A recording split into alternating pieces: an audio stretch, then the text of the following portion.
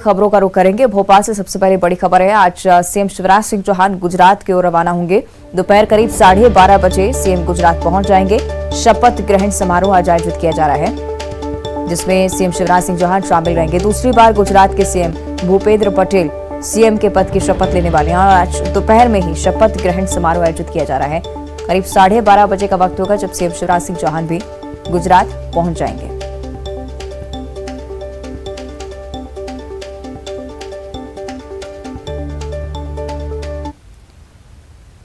आगे बढ़ते भोपाल से एक और बड़ी खबर है। कांग्रेस संगठन में बदलाव को लेकर एक बड़ी बैठक आज बुलाई जा रही है। आज से बैठकों का दौर शुरू हो रहा है। जिला अध्यक्षों को बदले जाने को लेकर कमलनाथ आज एक बैठक करेंगे। इंदौर, भोपाल, जबलपुर, मुरैना और कई शहरों के जिला अध्यक्ष जो हैं बदले जाने हैं। राहुल गांधी की यात्रा के बाद अब कांग्रेस में संगठन को मजबूत बनाने को लेकर भी इस बैठक में चर्चा होनी है। तो एक लंबा बैठकों का दौर कांग्रेस में अब चलेगा। संगठन में बदलाव को लेकर भी इस पे चर्चा होगी। साथ ही साथ राहुल गांधी की यात्रा का क्या असर मध्य प्रदेश में हुआ, इस पर भी चर्चा।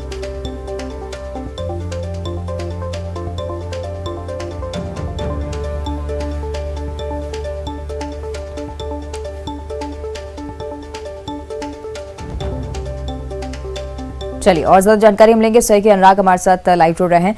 अनुराग, कांग्रेस में बैठकों का दौर शुरू होने वाला है। न सिर्फ संगठन में बदलाव को लेकर सुगबुगाहट, बल्कि राहुल गांधी की यात्रा का भी असर, जिसका आकलन किया जाएगा। बिल्कुल अवंतिका, देखिए लंबे समय से कांग्रेस संगठन में बड़े बदलाव की तैयारी है और इसी को लेकर अब कमलनाथ बैठक कर फीडबैक लेंगे और ये माना जा रहा है कि आने वाले कुछ दिनों में संगठन में बड़ा बदलाव किया जाएगा। कई जिला अध्यक्ष, ब्लॉक अध्यक्षों को बदलने की तैयारी है। जिन चेहरों को पार्टी 2023 के विधानसभा चुनाव में उतारने वाली है, उनको दोहरी जिम्मेदारी से भी मुक्त करने का प्लान है और इसके अलावा जिन जिलों के जिला अध्यक्षों का परफॉर्मेंस पुअर निकल कर आया, उनको भी हटाने की तैयारी है। तो कुल मिलाकर आने वाले विधानसभा चुनाव को लेकर किस तरीके से जमावट की जा सकती है, मैदानी जमावट को लेकर कमलनाथ आज से मंथन करेंगे। भोपाल, इंदौर, मुरैना समेत कई जिलों के अध्यक्षों को बदलने की कवायद है और इसी का असर आने वाले दिनों में देखेगा। तो राहुल गांधी की यात्रा के बाद अब ये संगठन में बड़े बदलाव की तैयारी में कांग्रेस पार्टी जुट गई है और सबसे बड़ी बात है कि राहुल गांधी की यात्रा के दौरान जो पदाधिकारी सक्रिय थे वो मजबूत स्थिति में, लेकिन जहां पर कमजोर प्रदर्शन रहा है, जहां के जिलाध्यक्षों ने दिलचस्पी नहीं दिखाई है, उनको भी कांग्रेस पार्टी बदलने की तैयारी में और इन्हीं तमाम बातों को लेकर कमलनाथ आज बैठक कर कोई फैसला कर सकते हैं। ठीक है अनुराग, बने रहेगा हमारे साथ, आगे भी आपसे जानकारी लेंगे। एक तरफ मध्य प्रदेश कांग्रेस में बैठकों का दौर जारी है, तो दूसरी तरफ रायपुर की भी बात कर लेते हैं। मिशन 2023 की तैयारियां वहां पर भी शुरू हो चुके हैं और वहां पर भी कांग्रेस में चुनावी साल में तैयारियां तेज करने की कवायद। 90 सीटों की रिपोर्ट बनाई जानी है। हाथ जोड़ो यात्रा से संगठनात्मक गतिविधियां तेज करेंगे। विधानसभा स्तर पर कार्यकर्ताओं को रिचार्ज करने का काम कांग्रेस की तरफ से किया जाएगा। आपको बता दें कि अब तक सीएम भूपेश बघेल 50 सीटों का जायजा ले चुके हैं। महंगाई, बेरोजगारी के मुद्दे को लेकर भी केंद्र सरकार को घेरने की तैयारी है। सरकार के उपलब्धियों को लेकर जनता के बीच कांग्रेस पहुंचेगी।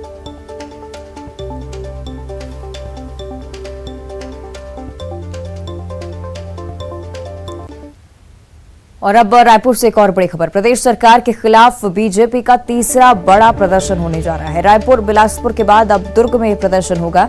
20 जनवरी को पीएम आवास का मुद्दा उठाया जाएगा, जिसको लेकर प्रदर्शन की तैयारी है। मोर आवास, मोर अधिकार नाम से प्रदर्शन की तैयारी की जा रही है। तो राज्य सरकार ने पीएम आवास के लिए मैचिंग ग्रांट नहीं दिया है और यही मुद्दा प्रमुखता से बीजेपी की तरफ से उठाया जाएगा। और भोपाल से एक और बड़ी खबर। आज से निगम कर्मी हड़ताल पर हैं। नगर निगम के 16,000 कर्मचारी आज से अनिश्चितकालीन हड़ताल पर डटे हुए हैं। 6 सूत्रीय प्रमुख मांगों को लेकर यह हड़ताल शुरू होगी। नगर निगम से जुड़े 9 कर्मचारी संगठनों ने संयुक्त मोर्चा बनाया है। जोन और वार्ड कार्यालय समेत नगर निगम मुख्यालय में कोई काम आज नहीं होगा। आपातकालीन सेवाओं में भी कहीं न कहीं प्रभावित पड़ेगी। ये सेवाएं भी स्लम एरिया में टैंकरों से वाटर सप्लाई नहीं हो पाएगी।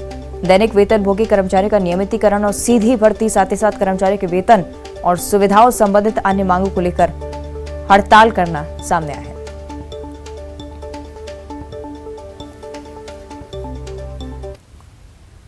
और अगली बड़ी खबर भी भोपाल से ही। बिलाबोंग स्कूल मामले में कोर्ट आज फैसला सुनाने वाला है। आज दोषियों को अदालत फैसला सुनाएगी, सजा सुनाएगी, क्योंकि कोर्ट पहले से ही दोनों को दोषी मान चुका है।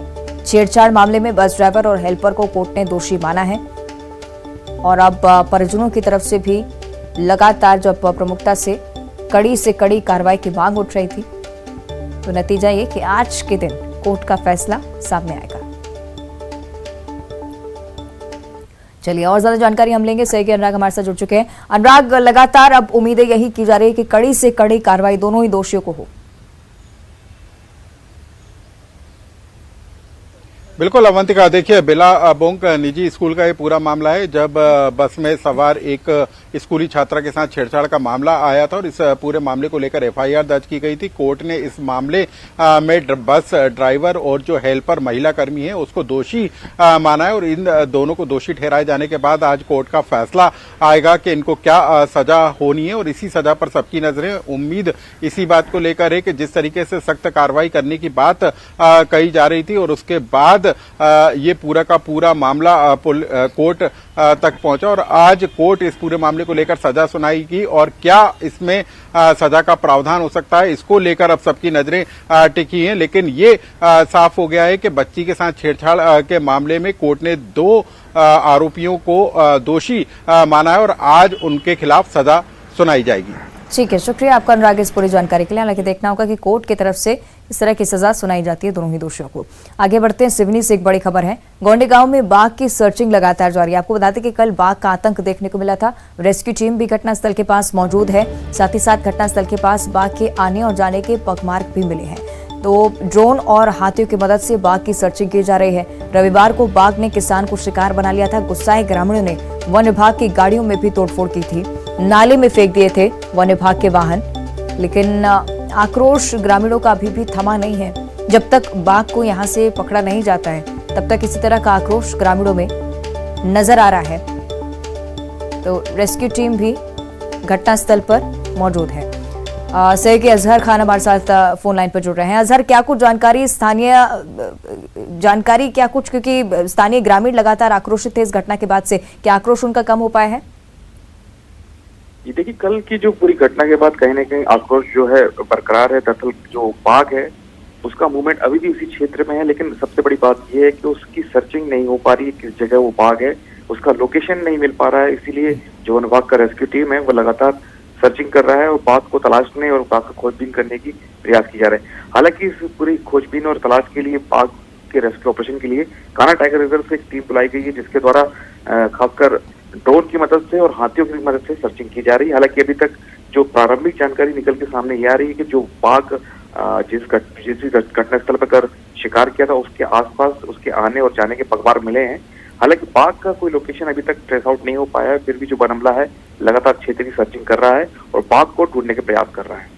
चलिए, यानी कि क्षेत्र में सर्चिंग ऑपरेशन जारी है और माना जा रहा है कि एक बार रेस्क्यू हो जाता है उसके बाद ही ग्रामीणों का आक्रोश भी शांत हो पाएगा। अजहर, लगातार जानकारी हम तक पहुंचा रहे थे, जिस तरह से आक्रोश भी लोगों का बढ़ता जा रहा है। साथ ही साथ 3 लोग जो घायल थे वो भी गंभीर रूप से फिलहाल अस्पताल में ही भर्ती हैं और कल भी इसी तरह से टीम पर हमला हुआ था। शुक्रिया आपका अजहर फिलहाल पूरी जानकारी के लिए। और अब धमतरी से बड़ी खबर है। भकारा थाने में प्रसव हुआ है। प्रसूता ने थाने में ही बच्चे को जन्म दिया। जच्चा बच्चा दोनों पूरी तरह से स्वस्थ बताए जा रहे हैं। थाने में पानी पीने के लिए महिला पहुंची हुई थी, अचानक से प्रसव पीड़ा हुई। एम्बुलेंस आने से पहले ही डिलीवरी हो गई। जच्चा बच्चा दोनों ही भखारा अस्पताल में भर्ती करा दिए गए हैं।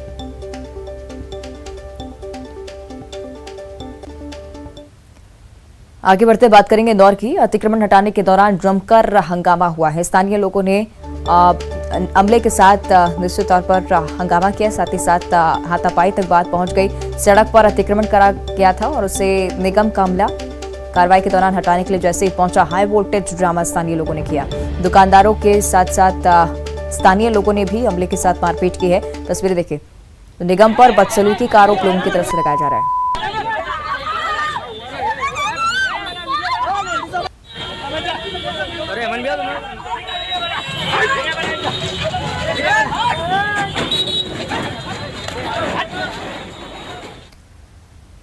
आगे भी बात करेंगे दौर की ही। विजयनगर के शराब दुकान के बाहर 2 गुटों में जमकर मारपीट हो गई है। हवाई फायरिंग भी हुई है और मारपीट की घटना सीसीटीवी कैमरे में भी कैद हो गई। काम करने वाले कर्मचारी को गंभीर चोटें भी आई हैं, क्योंकि घायल कर्मचारी को अस्पताल में भर्ती कराना पड़ा। घटना की सूचना के बाद पुलिस भी मौके पर पहुंची, कुछ लोगों को हिरासत में लिया है।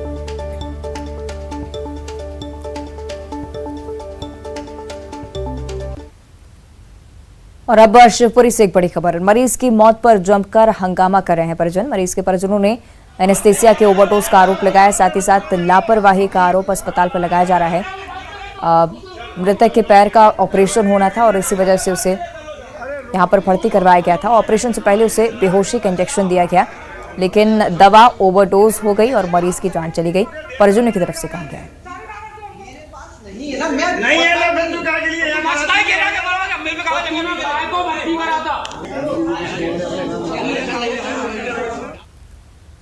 और अब बात करेंगे मौसम की। मध्य प्रदेश के भोपाल में हल्की बारिश के बाद अब मौसम परिवर्तित हो चुका है।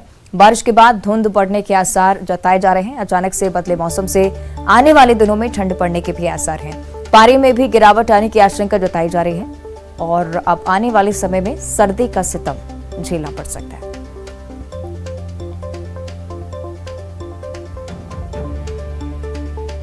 तो हल्की बारिश राजधानी भोपाल में हुई है, उसके बाद से ही अब ठंड बढ़ने के आसार मौसम विभाग की तरफ से जताए गए हैं। मध्य प्रदेश के कई ऐसे हिस्से हैं जहां पर न्यूनतम तापमान 10 डिग्री पर भी पहुंच गया है और अब चूंकि हल्की बारिश भी राजधानी में हो गई है तो आसपास के इलाकों में भी सर्दी बढ़ेगी।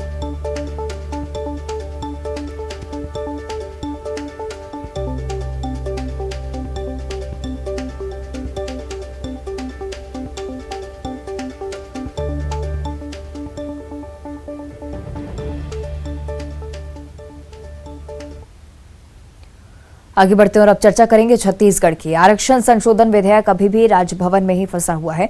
राज्यपाल अनुसुईया उइके से कांग्रेस से विधेयक पर जल्द से जल्द साइन करने की अपील की है, लेकिन राज्यपाल ने 76% रिजर्वेशन पर ऐतराज जाहिर किया है। उन्होंने साफ किया है कि सभी पहलुओं की जांच के बाद ही बिल पर हस्ताक्षर किए जा सकेंगे और ऐसे में आरक्षण विधेयक को मंजूरी मिलने में थोड़ा और वक्त लग सकता है। आरक्षण में कटौती से नाराज आदिवासियों को मनाने के लिए भानु प्रतापपुर उपचुनाव से पहले छत्तीसगढ़ विधानसभा ने आरक्षण संशोधन विधेयक पास तो कर दिया, लेकिन अभी यह विधेयक राजभवन में फंस चुका है। राज्यपाल अनुसुईया उइके ने 2 चूक कहा है कि उन्होंने सिर्फ आदिवासी आरक्षण बढ़ाने के लिए सत्र बुलाने को कहा था, लेकिन सरकार ने सबका आरक्षण बढ़ा दिया। राज्यपाल ने कहा कि सभी पहलुओं की जानकारी लेने के बाद ही वो बिल पर साइन करेंगी और इसमें अभी और वक्त लग सकता है। मेरा ये कहने का मतलब है कि किसी का भी अहित ना हो, चाहे ओबीसी हो, चाहे एससी हो, चाहे जनरल हो, जो भी आरक्षण किया है उन सभी को इसको जस्टिस मिले, उस दृष्टि से कि आगे भविष्य में इस तरह की कोई परिस्थितियां पैदा ना हो कि फिर वो कोर्ट में जाकर या तो स्टे हो जाएगा तो फिर जहाँ का ताव हो जाएगा। तभी मैं आज मैं साइन कर दूं बिना सोचे, क्योंकि मेरा कमिटमेंट था जो जनजाति का आक्रोश को शांत करना, उनकी मांग को लेकर जो चिट्ठी मैंने लिखी आपके सामने, वो सारी तथ्य को मैंने बता दिया। राजभवन में फंसे आरक्षण संशोधन बिल के लिए कांग्रेस ने बीजेपी को जिम्मेदार बताना शुरू कर दिया है। मंत्री अमरजीत भगत ने बीजेपी पर पिछले दरवाजे से बिल रोकने के आरोप लगाए। उन्होंने राज्यपाल से विधेयक पर जल्द साइन करने की अपील की है। वहीं मंत्री कवासी लखमा का कहना है कि राज्यपाल पर दबाव होगा, इसीलिए अभी तक बिल पर हस्ताक्षर नहीं हुए। जनता पार्टी का जो चेहरा था ना, वो साफ हो गया है कि वो आरक्षण के पक्ष में है कि खिलाफ में है। पहले बहुत लंबा लंबा बात कर रहे थे आरक्षण के लिए, जब विधानसभा में पारित हो गया तो पिछले दरवाजे से उसको रोकने का पूरा कोशिश। राज्यपाल जी को अब विलंब नहीं करना चाहिए, यही हम आग्रह भी कर रहे हैं उनसे बार बार कि सभी लोगों का काम रुका हुआ है, चाहे एडमिशन हो, चाहे नौकरी में भर्ती हो, प्रमोशन हो, सब काम रुका हुआ है। इसलिए हम लोग इस उम्मीद में है, राज्यपाल भी महिला है और आदिवासी है, राष्ट्रपति भी महिला है, आदिवासी है, इसलिए उम्मीद तो करना पड़ेगा। अब राज्यपाल महोदया चाहती हैं कि इस विधेयक के सभी कानूनी पहलू पर अच्छे से चर्चा करें ताकि ये विधेयक किसी कोर्ट में और किसी अन्य स्थानों पर चैलेंज ना हो पाए और जब इस विधेयक पर राज्यपाल महोदय हस्ताक्षर करे तो यह कानून का रूप ले। जब इसके लिए वो समय ले रही है तो कांग्रेस से सब्र नहीं हो रहा है, वे दबाव बनाने की कोशिश कर रहे हैं, लगातार अनर्गल बयानबाजी कर रहे हैं। लगता है कि कांग्रेस को जल्दी है कि एक और राज्य मंत्री बनाने की, एक और कैबिनेट मंत्री बनाने की। दरअसल आरक्षण संशोधन विधेयक पास करने की जरूरत सर्व आदिवासी समाज की भारी नाराजगी की वजह से सामने आई थी। हाईकोर्ट ने 58% आरक्षण को अवैधानिक बताया था, जिसके बाद आदिवासियों का आरक्षण 32% से घटकर 20% पर आ गया था। लंबे समय से इसको लेकर आदिवासी समाज आंदोलन कर रहा था। राज्यपाल का कहना है उन्होंने सिर्फ आदिवासियों का आरक्षण बढ़ाने का सुझाव दिया था, लेकिन संशोधन विधेयक के जरिए दूसरे वर्गों का आरक्षण भी बढ़ा दिया गया, जिससे आरक्षण बढ़कर 76% हो जाएगा। मुश्किल यह है कि कोर्ट 58% आरक्षण को अवैधानिक बता चुका है। ऐसे में 76% आरक्षण तो कहीं ज्यादा है। राज्यपाल का कहना है कि बिना सभी पहलुओं पर विचार किए वो विधेयक पर साइन नहीं करने वाली। Bureau report, news 18 Raipur. और मध्य प्रदेश में ठंड का प्रकोप बढ़ने लगा है और इसमें सबसे ज्यादा ठंड से प्रभावित गरीब हो रहे हैं। गरीबों के लिए रैन बसेरे भी बनाए गए। प्रशासन सुविधा बढ़ाने का दावा भी कर रहा है, लेकिन हकीकत क्या है, आइए जानते हैं।